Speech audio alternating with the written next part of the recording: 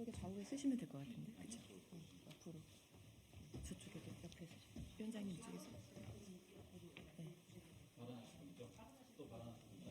저쪽 바로 옆에.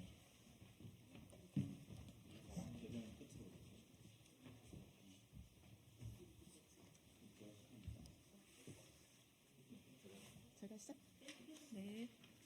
어떻게 사회가 있어요? 짧게 그냥 네. 식순만 하면. 네. 오늘 공공연대 노동조합과 진보당의 정책협약식을 진행할 예정입니다.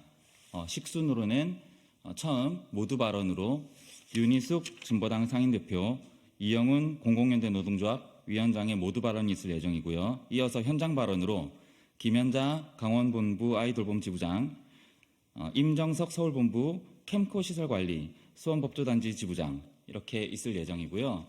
협약서에 사인을 한 것을 바탕으로 마지막 촬영을 하는 순서로 진행될 예정입니다. 첫 번째 순서로 진보당 윤희숙 상임대표의 모두 발언 듣도록 하겠습니다.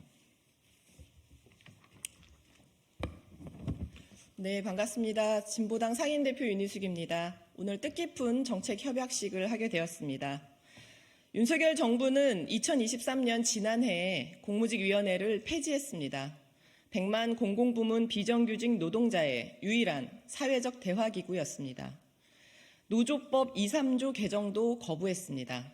노동시장 이중구조를 해소하고 1000만 비정규직 노동자들의 노동권을 보장하는 최소한의 법안이었습니다. 대통령이 민생 토론회 100번을 한들 아무 소용이 없습니다. 정부가 사용자인데 대화 채널을 없애버리면 공공부문 비정규직은 누구와 대화합니까? 복리후생비를 최저임금으로 끼워 넣어 가뜩이나 저임금을 더 삭감시키며 무슨 민생을 논한다고 합니까? 공공이 책임져도 모자랄 돌봄 영역을 민간에 떠넘기며 어떻게 국가 돌봄으로 나간다고 선언할 수 있겠습니까?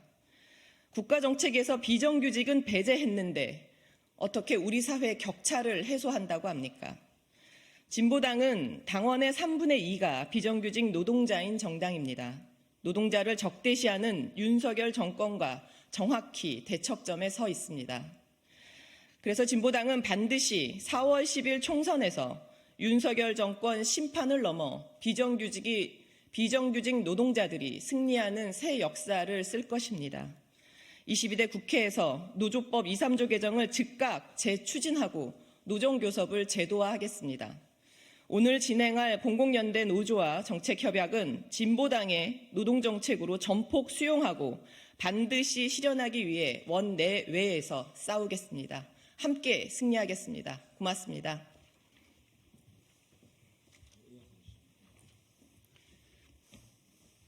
네, 반갑습니다. 공공연대 노동조합 위원장 이영훈입니다. 국가별 총 취업자 수 대비 공공부문의 고용률을 보면 OECD 평균이 20% 정도 되고요. 북유럽의 선진 국가들은 30%가량 됩니다. 대한민국은 현재 10%가 조금 넘는 규모입니다. 한국에는 100만 명 정도의 우리 공무원, 정규직 공공부문 노동자들이 있고요. 그 외에도 100만 명이 넘는 무기계약직, 또 우리 민간에 위탁된 비정규직 노동자들이 나머지 공공부문의 노동 업무를 담당하고 있습니다. 문재인 정부에서 일부에 대해서 고용을 안정화하는 제도가 마련되었습니다. 하지만 윤석열 정부 들어서서 최저임금법 산입과 또 정부와의 대화가 단절되면서 이런 공공부문의 노동 관련 정책들은 모든 것이 다 중단된 상태입니다. 22대 총선을 앞두고 오늘 진보당과 이런 내용을 가지고 이후에 총선 이후에 공공부문의 노동자들의 제도와 법을 마련하고 또한 불합리한 차별을 개선하고 또 저출생 고령화 시대 국가의 책임을 강화하는 부분에 관련해서 정책협약을 하게 된 것에 대해서 뜻깊게 생각합니다. 이후에 총선이 4년에 한 번씩 돌아오는 선거가 아니라 앞으로의 한국 사회의 주요한 방향을 결정하는 선거라고 많은 전문가들이 이야기하고 있습니다. 다른 선진 국가들은 국가 재정을 확장해서 공공부문부터 고용과 처우를 보장해서 노동자들의 소득을 안정화하고 경기를 활성화하는 방향으로 극복하고 있습니다. 한국 사회는 정부의 세수 감소와 또 이런 부자 감세로 인해서 정부 재정이 오히려 위축되고 노동자들은 그 혜택을 받지 못하고 국민들은 서비스를 제대로 받지 못하는 거꾸로 가고 있는 상황입니다. 총선을 통해 윤석열 정부의 이런 정부 정책을 반드시 심판하고 공공부문 노동자들부터 정부 정책을 바로잡는 데 진보당과 함께 나서도록 하겠습니다. 고맙습니다.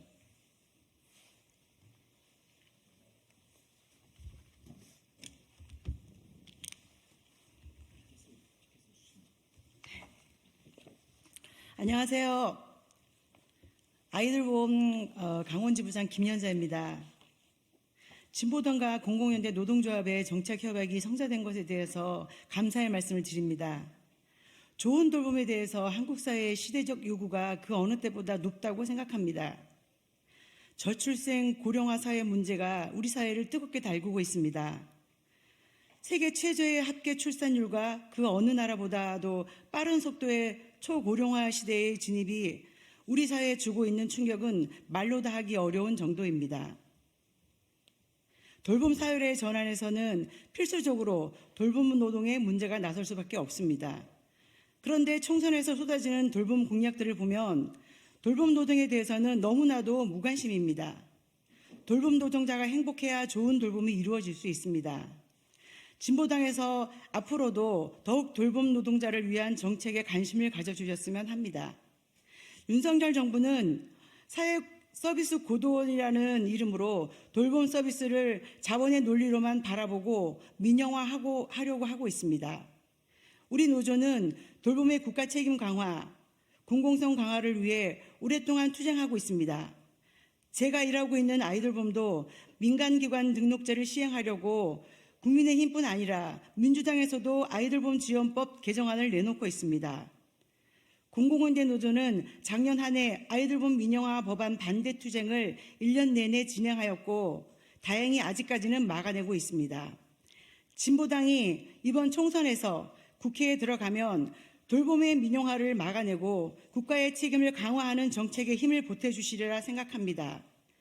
공공연대 노동조합, 돌봄 조합원들도 한 목소리로 진보당을 지지하고 진보당의 국회 진출을 위해 함께 뛰겠습니다. 감사합니다.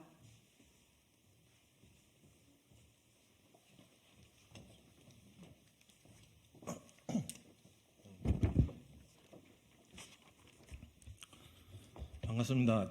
한국자산관리공사 자회사 캔코 시설관리 서울지부 지부장 임정석입니다. 자회사 노동자들은 정규직 전환이 되었지만 처우는 용역일 때와 차이가 없습니다. 자회사 노동자들의 처우 개선을 위해서는 시중 노임 단가로 임금을 설계하는 게 필요하고 시중 노임 단가의 낙찰률을 곱해서 임금이 삭감되지 않도록 하는 게 필요합니다. 시중 노임 단가를 적용하더라도 낙찰률을 낮게 책정하여 정규직 전환 때보다 임금이 깎이는 경우도 있습니다. 대부분의 공공기관들이 시설 직종에 제외하고서는 단순 노임 단가를 적용하고 있어서 임금이 낮습니다.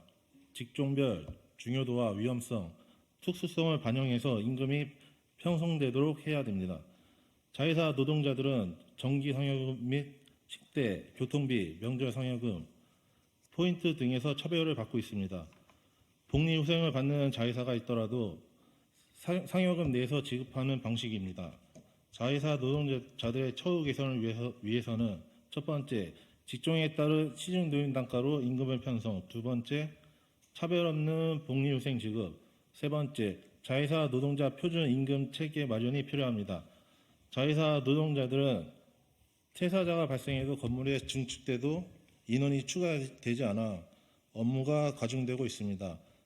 캔코 시설관리 자회사 경우 부산 지역에는 신규 사업장이 있어도 다른 곳에서 인원을 충원하는 방식으로 하여 구조조정이 발생되고 있습니다.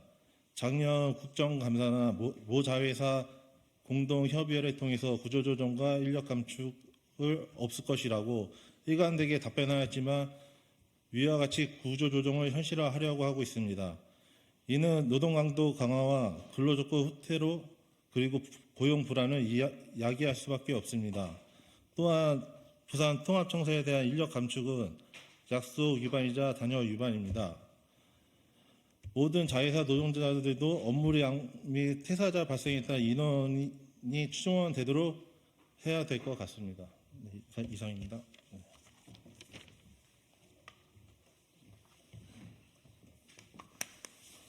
네, 준비된 발언은 모두 마칠 예정이고요.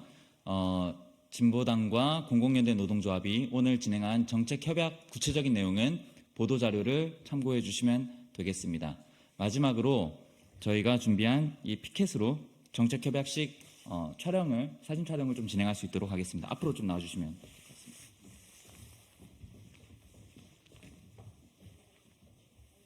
네.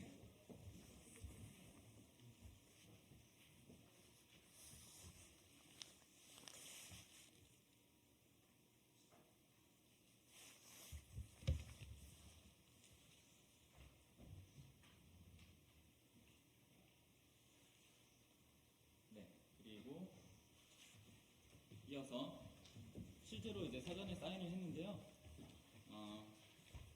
협약서를 들고 이제 촬영을 할 수 있도록 하겠습니다.